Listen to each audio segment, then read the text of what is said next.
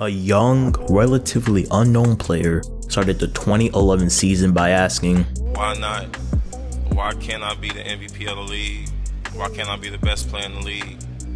I don't see why. Why?" He went on to burst into the stratosphere of stardom, mesmerizing fans and pundits alike with his unceremonious rim assaults, malleable acrobatics, and overall skywalking ability. All en route to leading the Bulls to the best record in the NBA, besting the likes of LeBron and his big three, Kobe, Dirk, and a prime Dwight Howard.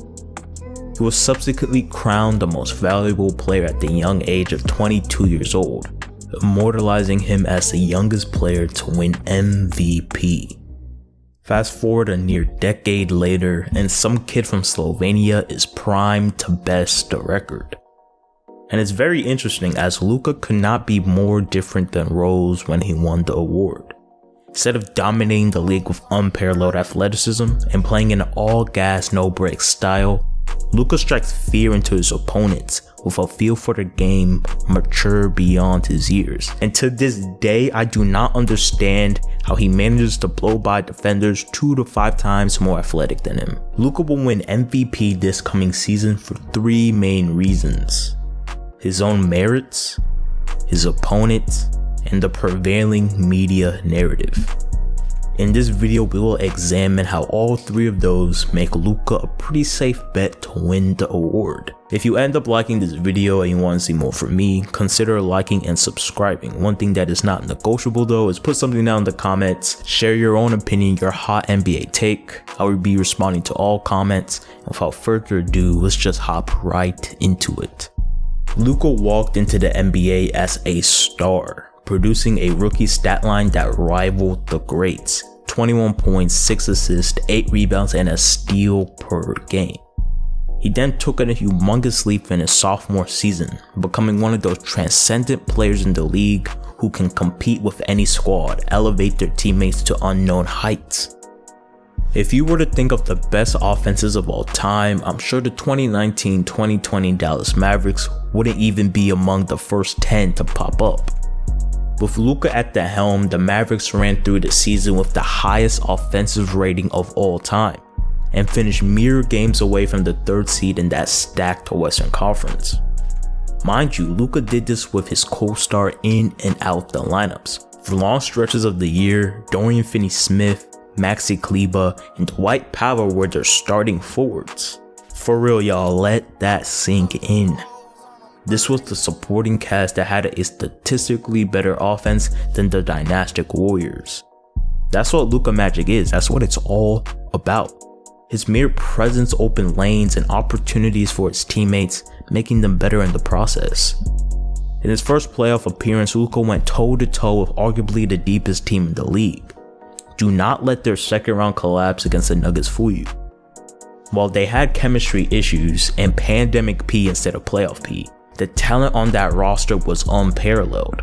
2 6-man of the year candidates in Lou Will and Harrell, led by the reigning finals MVP in Kawhi. And once again, without his co-star and an average cast, Luka notched 2 wins against the team. Going into this season, there is no reason to think that Luka won't continually improve, especially as the Mavs' savvy front office dealt with the roster's glaring hole: their perimeter defense.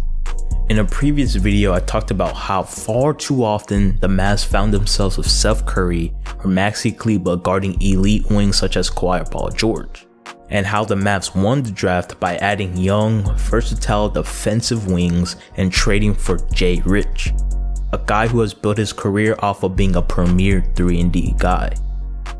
The Mavs with a vastly improved defense will look to compete for a top 3 seed, further bolstering Luka's case. In terms of his competition, while the league has more talent than possibly any other time, Luka won't be battling for the award with any of the 4 players who finished ahead of him last season. While I fully expect Giannis to replicate his stats from last year and take the top seed in the East, especially with Jrue Holiday at his side, it will take something truly special for Giannis to take the MVP 3 times in a row. A feat such as that hasn't been accomplished since Larry Bird in '86. Voter fatigue is a real phenomenon, y'all. It prevents Hall of Fame players from winning the award consecutively. With players like Michael Jordan and LeBron not being able to win this award 3 times, even while being at the pinnacle of the league while winning championships, I don't see Giannis getting that 3rd consecutive MVP with his struggles in the postseason. And then we have LeBron, who hasn't been about the regular season for a while now. With such a short turnaround between their finals win and the beginning of this new season, I see him heavily load managing, even for a guy who has proved to be inhuman on so many occasions. Harden's team for this next season is still up in the air, and with him seeming to be more interested in being the MVP of the clubs than meshing with his new squad, I think that pissed off a lot of people in the NBA community, including me, a Harden fan, and especially the media, who are the main voting body. The media narrative is far from Harden's side, putting him at a major disadvantage regardless of the numbers he put up. And we'll touch more on this in a quick second. The only real guys I see competing with Doncic this season is KD, AD, and Damian Lillard. Dame looks to be the dark horse of that group, as his team, even with the addition of Covington, will not have the juice to finish top 3 in the West. AD will be in the mix with LeBron taking it easy, and the Lakers presumably finishing with the best record in the West. And if we happen to get the vintage KD, that unstoppable 3-level scorer, he will certainly be in discussion as well. More so because the media loves a comeback story, and the Nets will be contenders this season. And this media aspect, while far from the only component, is the main driving force of the award. Blame it for the ever-changing requisites of the reward itself. One year it's based on their historic production, the next is simply who's the best player on the best team, and another year might be given empathetically to the superstar with the least amount of help. The reason for this is that, at the end of the day, the NBA is a business, a star-driven business at that, and the MVP award is another tool to market and promote their stars.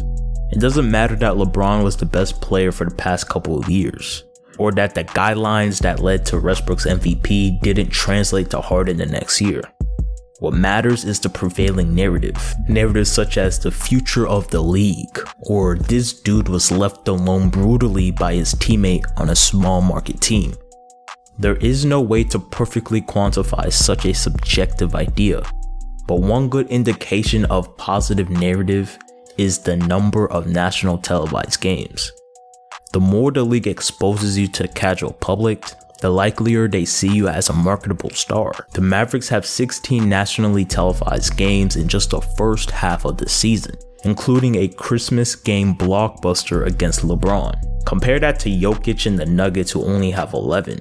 Add that to the potential of an historic MVP campaign if Luka wins, and you have your media narrative. The stars are aligned. That is all I have for y'all today. If you like this video, make sure to like this video. One thing that is not negotiable though is put something down in the comments. Helps the algorithm. I want to chop it up with you guys. And until next time, stay safe.